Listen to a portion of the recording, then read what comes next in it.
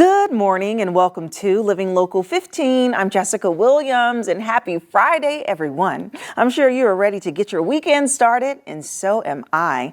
There is so much happening in the fort, from the Three Rivers Festival, the Pickle Fest, and the Star Fest concert, and so much more.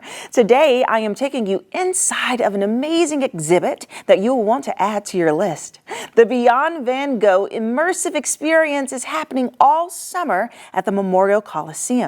And it is so cool to see the artwork come to life. And guess what? 2 lucky viewers will get to experience it together. We are giving away 2 pairs of tickets to the exhibit. Just head over to our Facebook page at Living Local 15 to enter to win. And later we learn all about the Lake Sandbar Music Festival and their concert on the water. Here we go. Fashion, food, and fun. You're watching Living Local 15 with your host, Jessica Williams.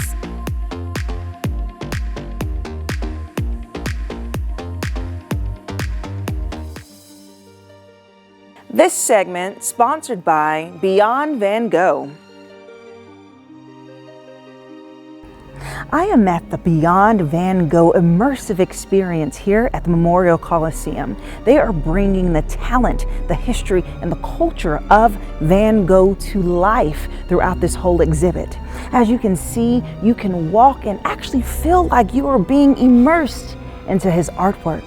You get to dive deep and learn about his entire history and what he contributed to art in general. And guess what? I'm taking you on the inside. Let's do it.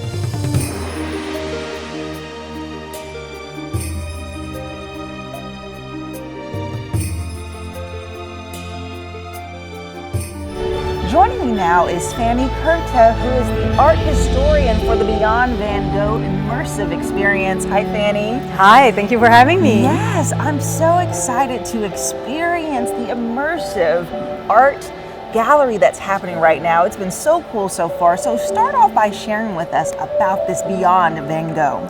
So Beyond Van Gogh, as you can see, is really about blending cutting-edge projection technology along with Vincent's work. And that allows us to be part of the paintings, to be inside of them. And that's such a unique point of view. There's nothing like it. Yes. There's nothing also like a museum experience. Seeing an original Van Gogh is like magic. It's leaping towards you because it's so bright and dynamic. Right. But stepping beyond the frame and being inside of it, there's nothing quite like it. Exactly. What you all have created is a full 360 experience where people can not only see the artwork, but they literally feel like they're there, experiencing the moments on each of the screens. So share about why you all created it to be like this. So this show was created during COVID, and it was a hard time for so many reasons. And the idea was to bring something meaningful, a cultural experience that would allow people to be free in the space and just enjoy something that would give them hope. Vincent is known for the darkness in his life. He's known for the ear-cutting incident. He's known for struggling with poverty, mental illness issues. And all of these things are true to a certain extent in his life. Right. But most importantly, that's not what you see when you look at his work. It's filled with color, it's filled with brightness. When you look at an actual Van Gogh, an original painting, if you have a chance to do so, it's already moving, it's already alive. So this show was about breathing a little bit of new life into it, just bring this new angle, this fresh outlook on his work. Yes, and as we're looking behind us, these are self-portraits of him. So you had mentioned there's only one photo of him, period. And how old was he? He was 19 years old in that photograph, so he's very young. You have this photograph in this exhibit as well, so you get to enjoy that. But it makes these self-portrait all the more meaningful because you have a sense of who he was and knowing that he painted over the last 10 years of his life. Yes. This covers a short decade of his life, and yet they're all widely different. It goes to show that he's not painting what he sees, he's painting what he perceives. And I feel like that's why we connect with him. It's something more than what you see. Because we see him through his own eyes, because this is his own representation of himself, which is so incredible. And so throughout this journey of the immersive experience, it starts from the scratch, right? It starts from the very first moments of his life and his original pieces. So kind of just tell me, where do we start and where do we go? So with an artist like Van Gogh, it's very easy to be chronological because he only painted the last 10 years of his life. And it changed his massively according to where he is. And so you do start in the Netherlands where it's much darker tones and he's learning how to paint. It's already widely different than the art that's being made in his era, but it's not yet the Van Gogh you think of when you think of him. And then it gets to Paris and there's something that happens. The light of the Impressionist changes his life. And then you get to Arles, and Arles is pure color. It's most of the pieces we know and love are from that period. And then Saint-Rémy-de-Provence also, where he gets into the asylum, and then Auvers-sur-Oise, where he ends up his life, and it's pure movement. It's a fantastic way of seeing how his style evolved and how an artist that's so widely recognizable, even if you don't know much about art history, chances are you can identify a Van Gogh. And that's a unique thing. And you get to see it evolve in front of you. Wow, and he has contributed so much to modern art and him being so historic and so legendary. And so as an art historian, how do you feel that his past pieces have influenced current artwork and current artists? It's an excellent question because there's so much to say about the freedom of that period. The Impressionists before him and him, he's considered post-Impressionist. There's something about this whole era where they're going against everything that's being made at the moment. He's going against the idea that art is an ideal that's unattainable, and they're looking at day-to-day life and deeming that worthy of being works of art. And that's something that is incredibly important. We're used now to sharing our day-to-day experiences online. We're used to our own subjective point of view. That was not the case when he was around. Sharing your own vision of the world was something that was yet coming to be. And that's a massive difference and a massive shift, and we owe a lot to him. So Fanny, it is so cool to see the room move, right? And it does feel like you're in the painting, not just looking at it. So share with me about the piece that's up right now. So now you have a combination of multiple pieces that are from the end of his life. We are in Auvers-sur-Oise, and that's the last place he'll live in. And you can feel the intensity of it. When it's blown up like this around you, you feel that it's not thin layers over thin layers. There's an intensity to it. There's a frantic pace to it. And you can feel that we're slowly building now towards the last painting he ever did. It's called Tree Roots. And when you look at it, it's almost pure abstraction. It's like almost at the end of his life, he didn't even need motif. It was all about color. It was all about intensity. And there's a lot of that. And you feel it so much when you're walking through it. Yes, and just looking at it a bit closer, we can just take a step back. I feel that since you all have expanded the brush strokes, we're just able to feel such a connection because look how large they are. Exactly. This and is you get so to cool. see, what I like the most is that you see that he's not blending colors. He's putting them side by side. You see also the intensity of it, the texture, we call it impasto, just the sheer quantity of paint that there is. And you feel this energy, you feel the intensity of it. And that's a great way of looking at artwork as well. When you look into the detail, nitty-gritty of it, you appreciate it on a whole different level. Yes, I agree.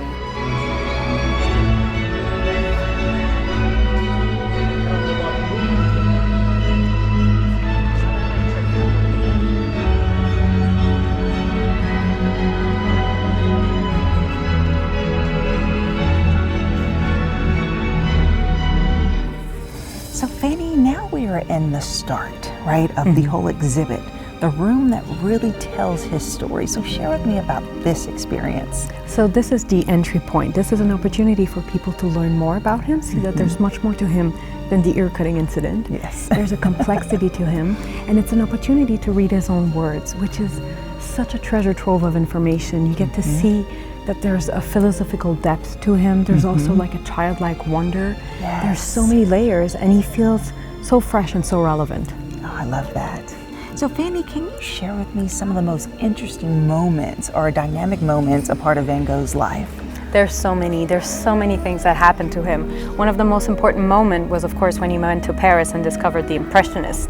Something happened in his mind and color exploded.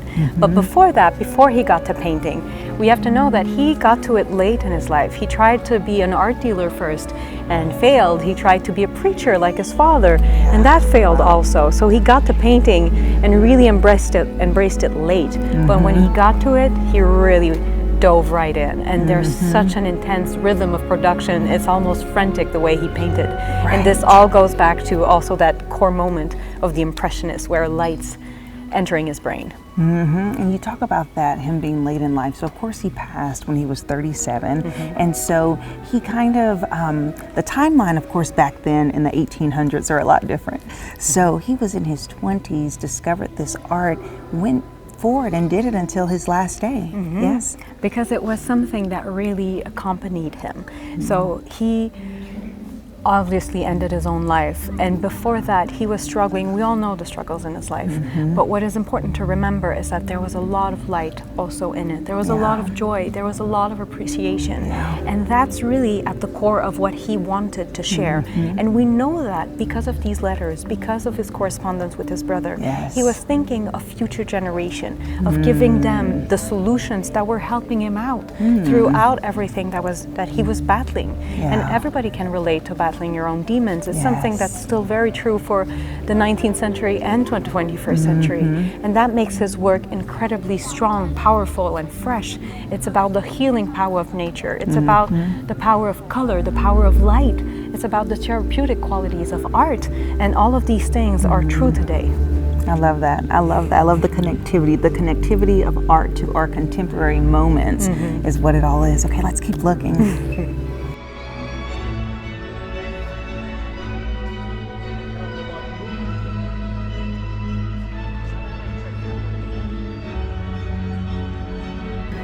So now, Fanny, this whole exhibit really culminates to the end of his journey. And through this last frame, there's something special here that you wanted to share. Please share with me. Because throughout this room, like we were saying, there's quotes of him, there are his own words, and that's really the biggest advantage of his work, all of this knowledge that we have from him.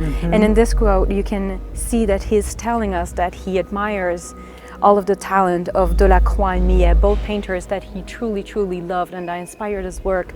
And yet when he looks at their genius, he says that he has to remind himself that yes, he is somebody and he can do something. And it's just a great example of somebody who's now a global icon, somebody who's widely known across the world. Even if you don't know a lot about art history, you can pinpoint a Van Gogh. And yet he was battling self-doubt, like all of us. And that's just also so inspiring. He was confident in his genius, confident that what he did was true and purposeful, and he felt it, believed it.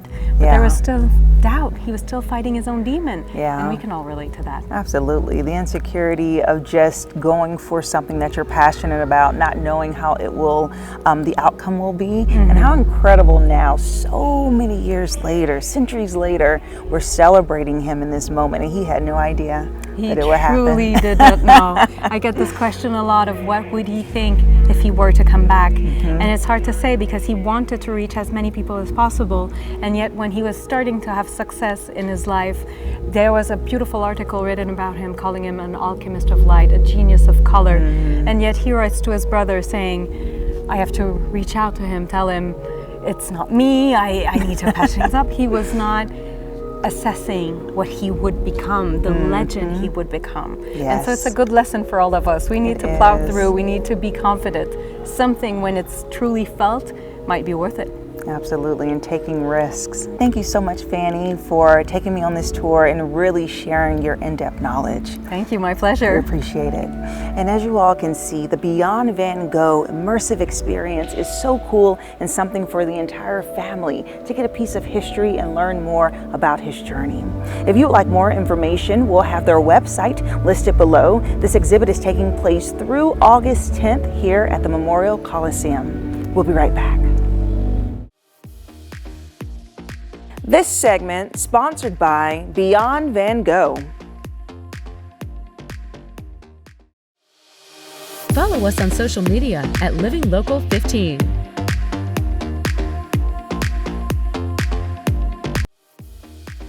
Festival coverage on Living Local 15 is brought to you by Marathon Rewards and Phil's One Stop.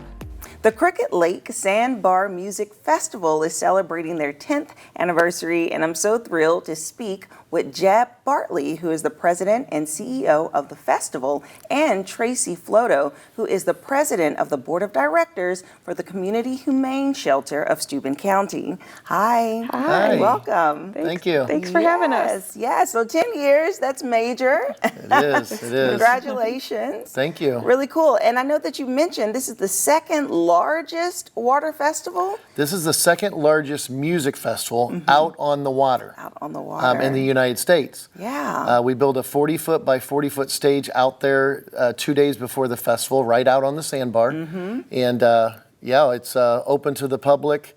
And it's amazing how far we've come in 10 years. We started on a little pontoon. Yeah. And now we have 6 bands on Friday night, July 21st, 6 bands during the day on July 22nd, Saturday.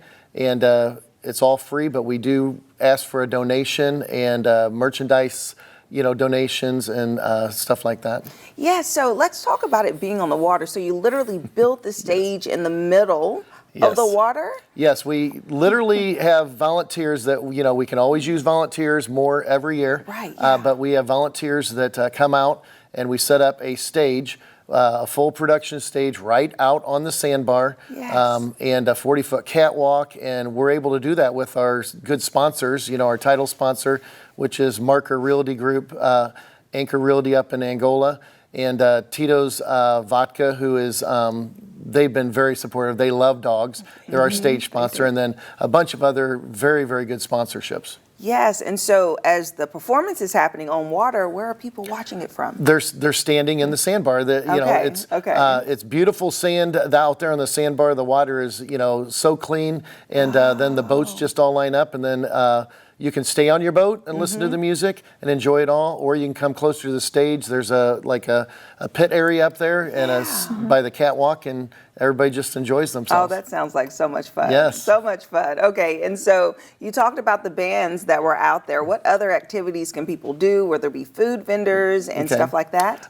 There's not really food vendors. I think we might be having one company come up and offer to provide some food. Okay. But we do offer some hot dogs. One of our sponsors does that for a donation. But most of the people, come out there with their own food, their own coolers. Yeah. And you have to come out on a boat.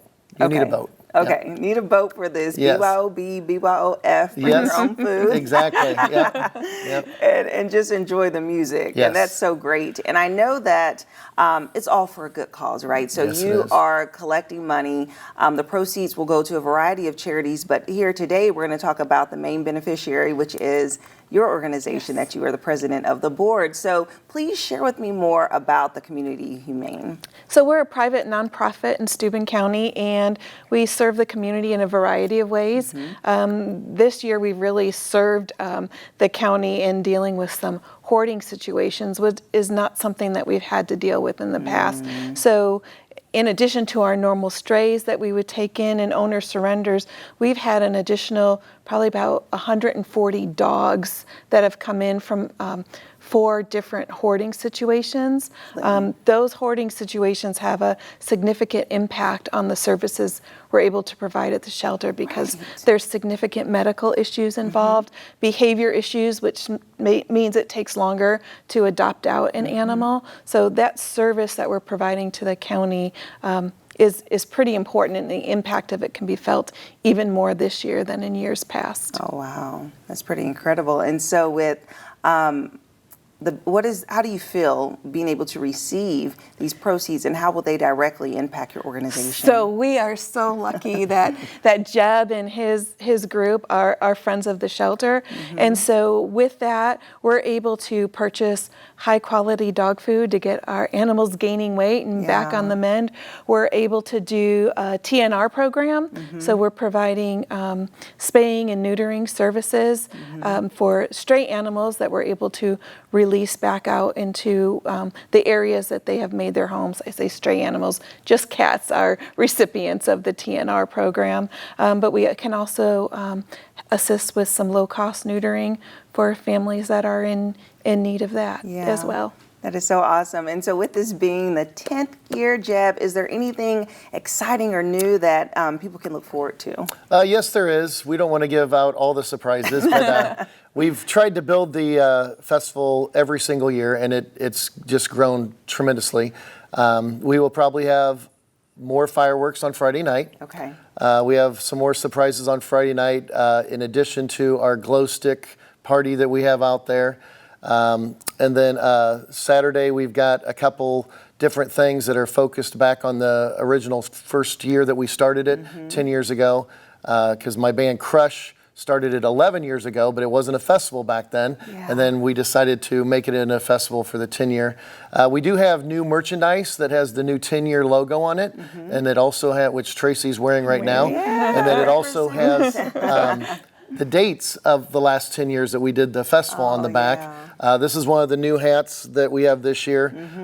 So some new merchandise focused on the 10-year, and just a bunch of other things, but it'll be a good time as always. I like it. Yes, I like that you all came themed and branded out. I love it. Yes, yes. Well, thank you so much for coming in and sharing. If someone wants to learn more about the festival, see the lineup, and prepare, where should they go? They should go to our website, which is www.crookedlakesandbarmusicfest.com, and that gives all the information on the lineup of the bands.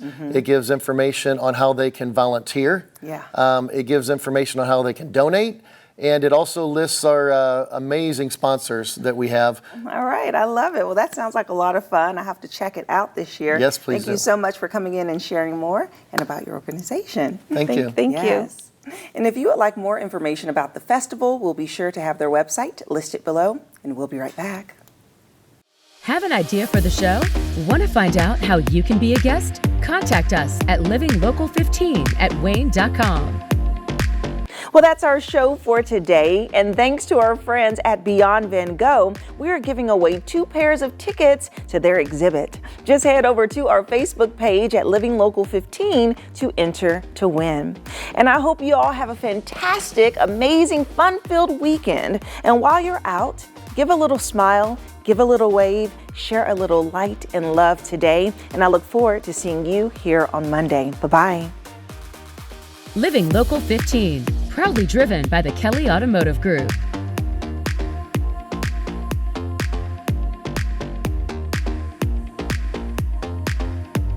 Content segments during today's Living Local 15 were paid for by these sponsors.